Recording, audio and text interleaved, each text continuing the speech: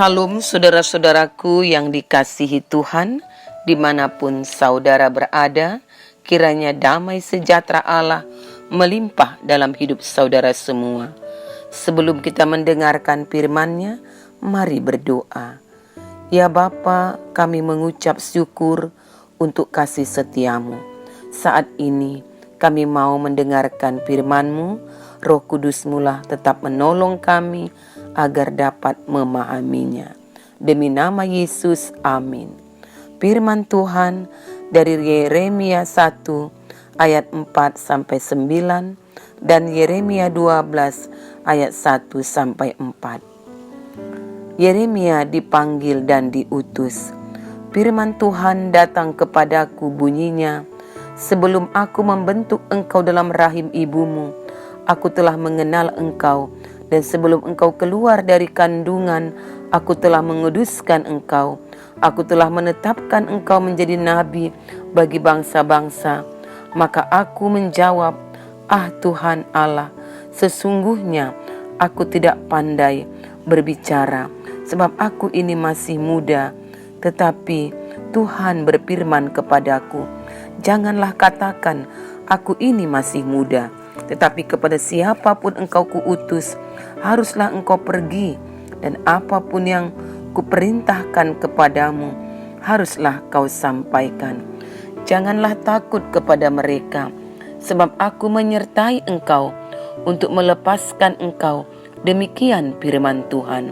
Lalu Tuhan mengulurkan tangannya dan menjamah mulutku. Tuhan berfirman kepadaku, "Sesungguhnya aku menaruh perkataan-perkataanku ke dalam mulutmu." Keluhan Yeremia dan jawab Allah, "Engkau memang benar ya Tuhan. Bila mana aku berbantah dengan engkau, tetapi aku mau berbicara dengan engkau tentang keadilan.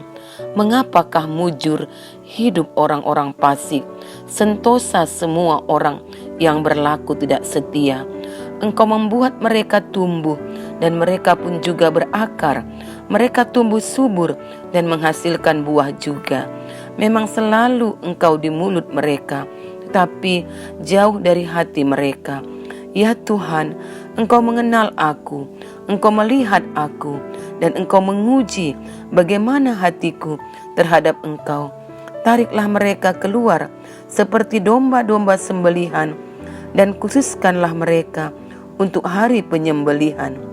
Berapa lama lagi negeri ini menjadi kering, dan rumput di segenap padang menjadi layu, karena kejahatan penduduknya.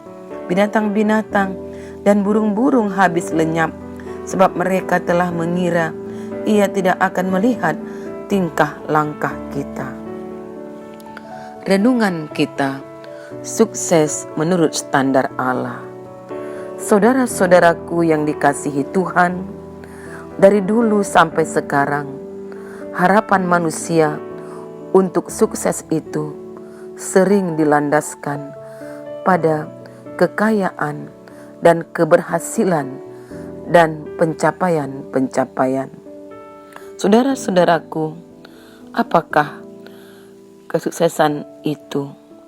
Pada umumnya, orang mendefinisikan kesuksesan sebagai keberhasilan seseorang di dalam mencapai tujuan dan mendapatkan kekayaan, posisi, serta kekuasaan. Orang yang sukses menikmati banyak hal yang baik dan menyenangkan dari kehidupan ini, mendapatkan jaminan keuangan, mendapatkan pujian serta penghargaan, serta bisa menikmati buah dari jerih lelahnya. Orang-orang sukses menjadi pemimpin dan pencetus gagasan. Mereka tahu harus melangkah kemana, dan mereka yakin bisa mencapai sasaran mereka. Dengan standar kesuksesan seperti di atas, Yeremia bisa dikatakan sangat jauh dari sukses. Dia adalah orang yang gagal total. Selama 40 tahun ia melayani sebagai penyambung lidah atau nabi Allah kepada bangsa Yehuda. Namun ketika Yeremia berbicara, tidak seorang pun yang mendengarkan. Tetapi dengan tetap bersemangat, ia terus mendorong umat Allah untuk melakukan kehendaknya. Namun hasilnya tidak ada sedikit pun perubahan. Bagaimana dengan kesuksesan secara materi? Juga tidak ia dapatkan. Ia miskin dan menjalani kehidupan yang sangat sederhana di dalam melakukan tugas yang dari Allah.